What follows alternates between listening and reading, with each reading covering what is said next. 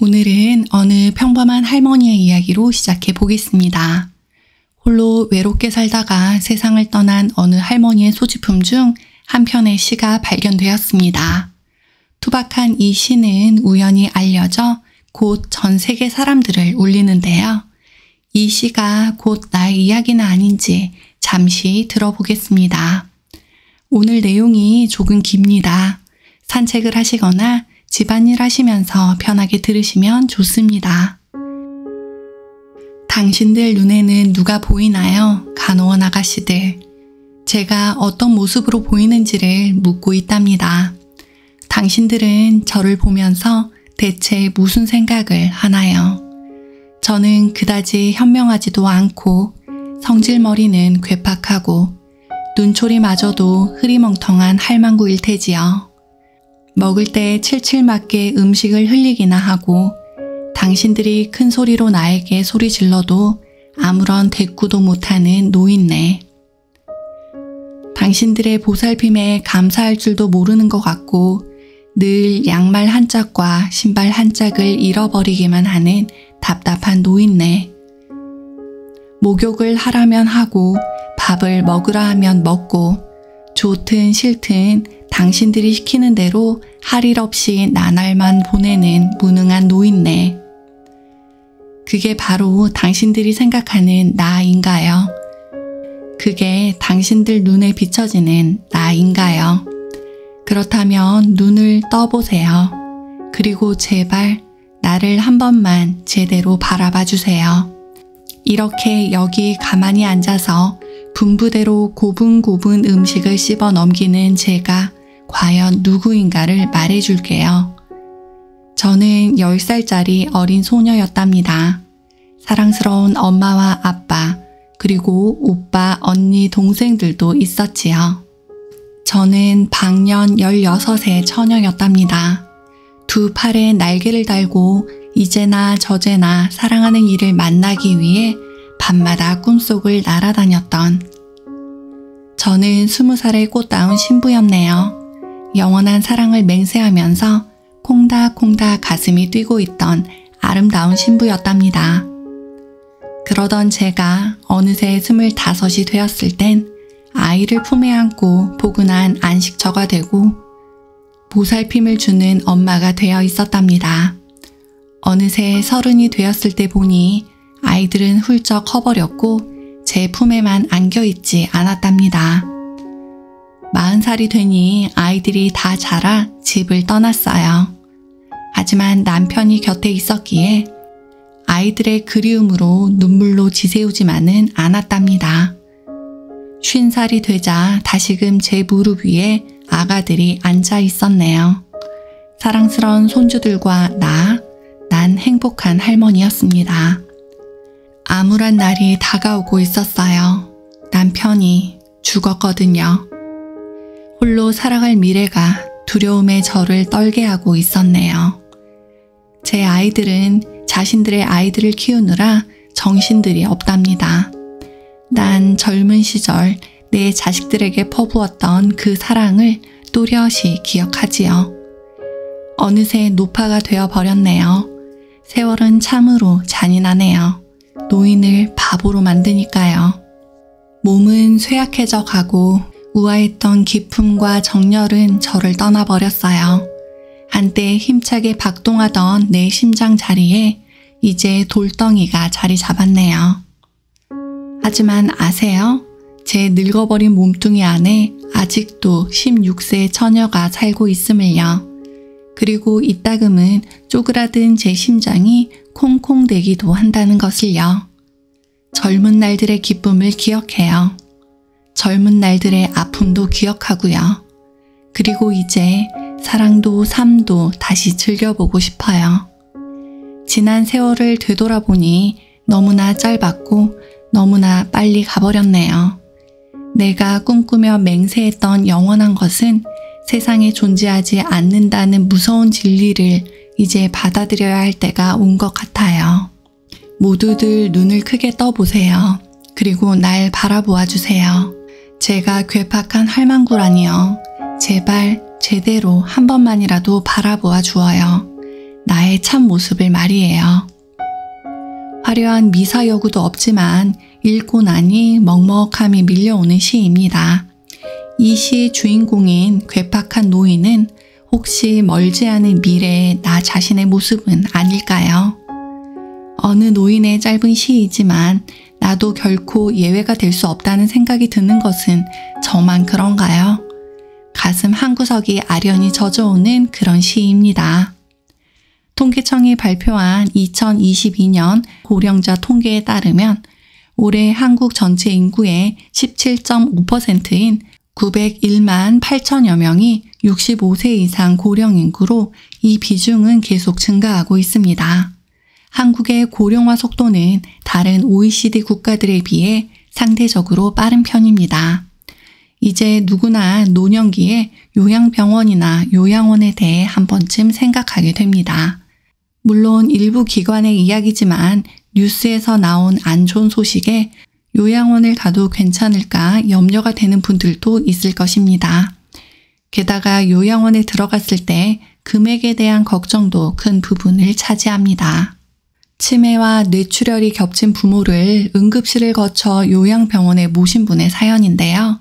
한 달 월급이 500만 원 즈음인 그는 응급치료와 재활치료, 간병비 등을 합해 6개월간 3천만 원을 썼습니다. 부모를 요양시설에 보내고 싶지 않다는 생각이 강했지만 영화보다 현실은 때론 더 잔혹합니다.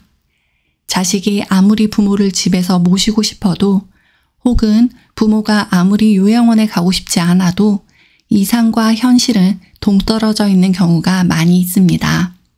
이런 잔인한 현실 앞에 자식은 자식대로 미안하고 부모는 부모대로 아무 말 못하고 고개만 떨굽니다. 서로 눈을 마주보지 못하고 먼 산만 바라봅니다. 장기 요양보험은 65세 이상 노인이 돌봄이 필요한 상황이 되면 조사 과정을 통해 장기 요양 인정 점수를 산출해 요양 등급을 결정합니다. 장기 요양 인정 점수가 95점 이상인 분들은 거의 침대에 누워 생활하는 분들로 1등급입니다. 점수가 75점 이상 95점 미만이면 2등급, 60점 이상 75점 미만이면 3등급입니다. 1에서 2등급은 요양원을 이용할 수 있는 자격이 주어지며 3에서 4등급은 집에 요양보호사가 찾아오는 재가 서비스만 이용 가능합니다. 1에서 2등급을 받은 분들의 재가 서비스, 즉 집에서 서비스를 받으려고 할 때 월 한도액이 각각 167만 원, 149만 원 정도입니다. 이 금액이 혹시 많다고 느껴지시나요? 이는 하루 최대 4시간 정도 도움을 받을 수 있는 수준입니다. 사실 하루에 4시간은 너무 짧습니다. 이분들은 사실상 24시간 돌봄이 필요한 상황이 많습니다. 상황이 이렇다 보니 1에서 2등급을 받으신 분들 중에 집에서 지내고 싶지만 어쩔 수 없이 요양원을 선택하는 경우도 있습니다. 요양원은 하루 6만 5천 원에 20%만 부담하면 24시간 돌봄을 받을 수 있기 때문입니다. 요양원은 요양보호사가 노인들 여러 명을 돌보는 형태로 보통 노인 3명에서 4명 이상이 한 방에서 생활을 합니다. 개인이 부담하는 비용은 대략 월 65만 원에서 80만 원 정도입니다. 요양병원도 잠시 살펴보겠습니다. 요양병원의 병상은 6개에서 7개로 역시 단체 생활입니다. 요양병원의 입원비는 다인실의 경우 입원료는 약 40만 원에서 50만 원이지만 특히 간병비 부담이 큽니다. 6인실에 간병인 1명을 두는 경우 월 60만 원을 추가로 내야 합니다. 만약 개인 간병인을 두게 되면 이때 내는 비용은 월 300만 원 이상입니다. 현재 우리나라 노인 장기 요양 시스템은 요양병원과 요양시설의 역할 구분이 매우 불분명하다는 지적이 있습니다. 그리고 최근 시설의 급격한 증가는 과다한 경쟁을 유발하여 좋은 서비스를 기대하기 어렵다는 현실적인 문제도 있습니다. 김현철 교수의 흥미로운 연구가 있어 소개해 드리겠습니다. 장기 요양 인정 점수가 거의 같으나 등급 판정이 아슬아슬하게 갈려 받는 혜택이 달라지는 노인의 삶을 추적했는데요. 연구 내용의 일부를 살펴보면 요양시설 서비스를 이용했을 때 사망 여부, 건강 상태에는 차이가 없었습니다. 그러나 집에 계신 분들은 시설에 입소하신 분들에 비해 의료비 지출이 크게 줄었습니다. 의료비를 적게 지출함에도 같은 건강 상태를 유지할 수 있었기에 집에서 지내는 것이 더 이득이었다고 김현철 교수는 말하고 있습니다.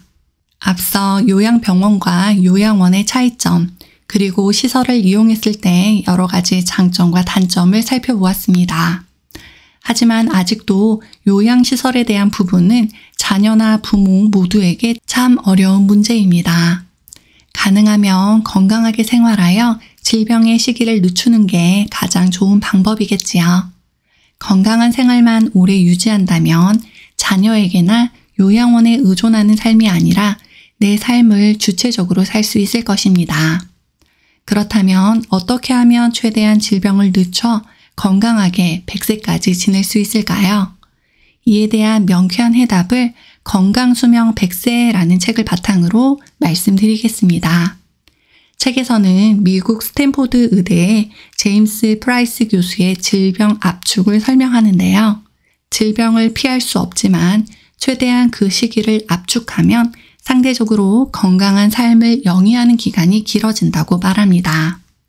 그러면서 저자는 질병의 시작 시점을 최대한 늦춰야 한다고 말하고 있습니다. 질병의 시기를 늦추면 당연히 시설을 이용하는 기간이 짧아질 수 있겠지요.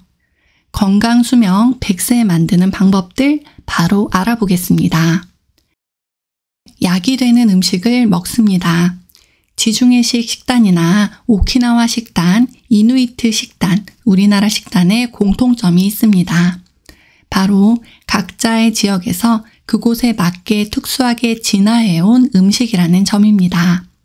그 중에서도 특히 건강 음식이나 장수 음식은 그 지역의 지리적 특성, 민족의 특성, 심지어 그곳 사람들의 유전자에까지 뿌리를 내리고 있습니다. 이것이 민족적 장수 음식이라는 건데요. 이것은 오랫동안 장수를 연구해 오신 박상철 교수의 주장이기도 합니다. 특히 된장, 고추장에 들어있는 고초균이 있는데요. 이는 고혈압, 당뇨, 고지혈증을 낮추고 골다공증을 극복하는 데도 일정한 역할을 할 수 있습니다. 노화 연구의 실험 모델로 많이 쓰는 예쁜 꼬마 선충의 수명을 50% 넘게 연장시키는 효과도 보여줍니다.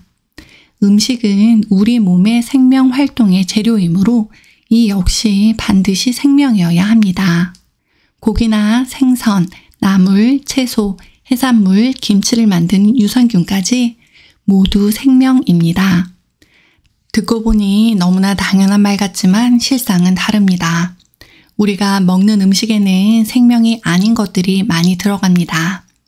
가공식품의 맛과 질감을 내는 데 사용되는 식품 첨가물이나 트랜스 지방이 대표적인 예입니다.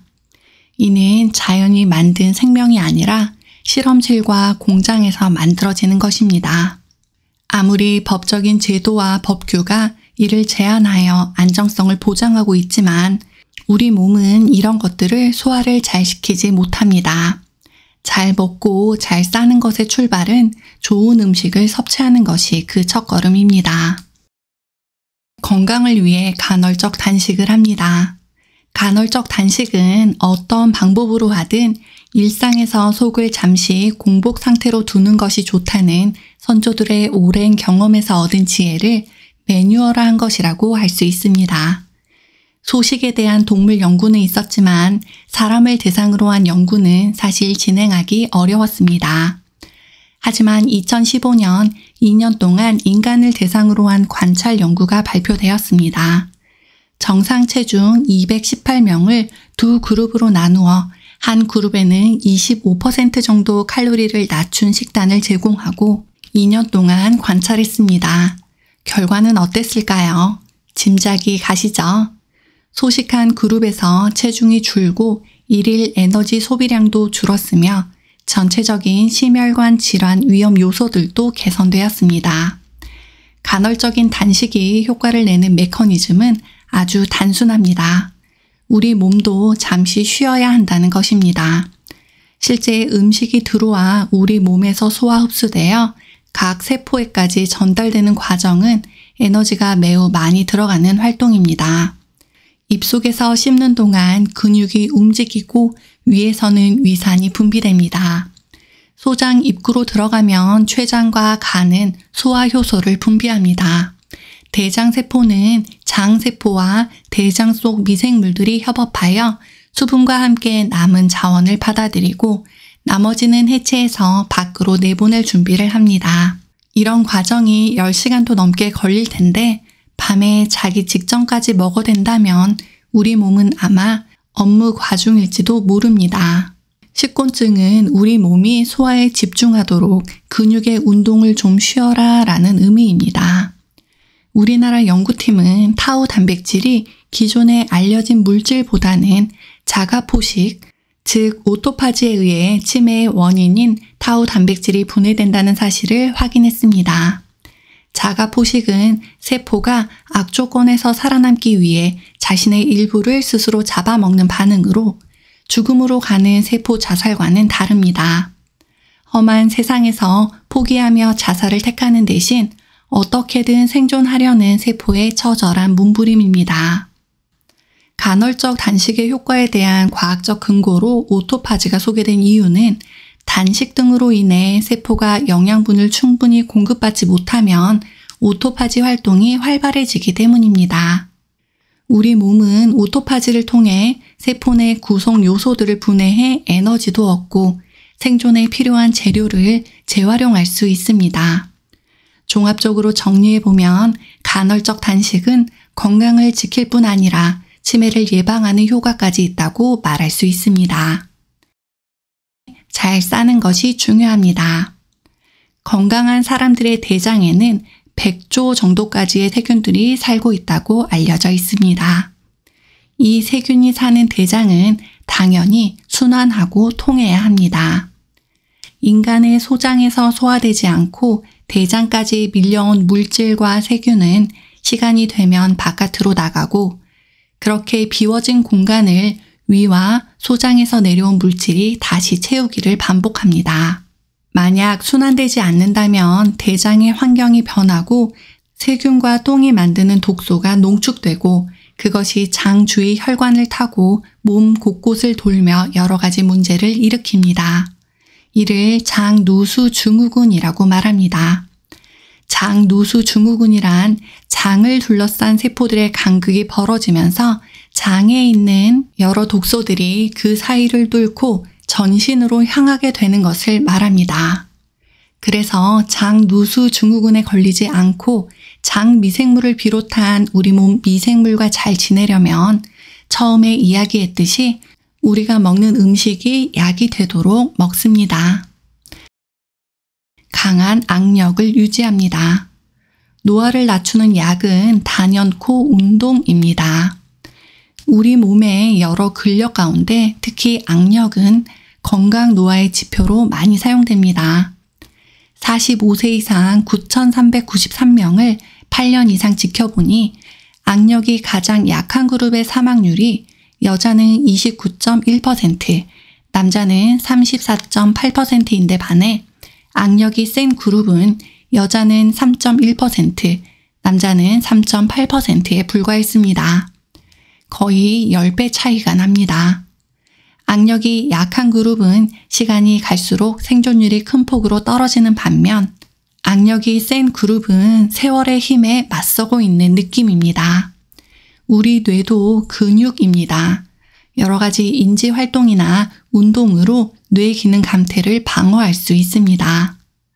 이것은 뇌 기능을 우리가 마음먹은 대로 성형할 수 있다는 의미로 뇌의 가소성이라고 부르기도 합니다. 뇌의 가소성을 증진하는 육체적, 정신적 운동은 당연히 알츠하이머병이나 치매 방지에도 효과가 좋습니다. 치아를 건강하게 유지합니다. 저작 운동도 중요한 운동입니다. 씹는 것 역시 저작근이라는 커다란 근육을 움직이는 중요한 운동입니다. 저작근은 평균 60kg 정도의 힘을 감당할 수 있을 정도로 강한 근육입니다. 얼굴 근육 운동 역시 뇌신경에 직접 자극을 주고 뇌로 가는 혈류를 증가시킵니다. 저작과 표정을 담당하는 얼굴의 여러 근육 중 저작근이 가장 큰 근육이고요. 이런 저작근의 기능이 약해지면 뇌로 가는 혈류가 줄어듭니다. 특히 나이가 들수록 그런 현상은 더욱 확연해집니다. 또한 씹는 행위로 인해 스트레스가 완화됩니다. 흥미로운 쥐 실험이 있는데요. 쥐를 꽁꽁 가둬두는 방식으로 스트레스를 주었더니 4주 후 골밀도를 찍은 사진에서 뼈에 구멍이 숭숭 뚫렸습니다. 하지만 다른 쥐들에게는 나무 젓가락을 주어 잘근잘근 씹게 했습니다. 그랬더니 이런 쥐들에게는 골다공증이 나타나지 않았습니다. 같은 스트레스를 받는 환경이라도 저장력을 잘 유지하면 골다공증까지 예방할 수 있습니다. 또한 저작은 면역 증진 효과가 있습니다.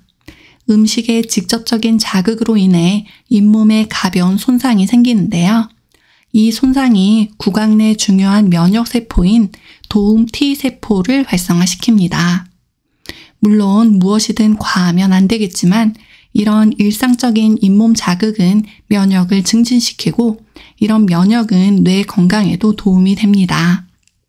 오늘은 건강한 노년을 준비할 수 있는 여러 가지 방법을 건강수명 100세라는 책을 통해 알아보았습니다.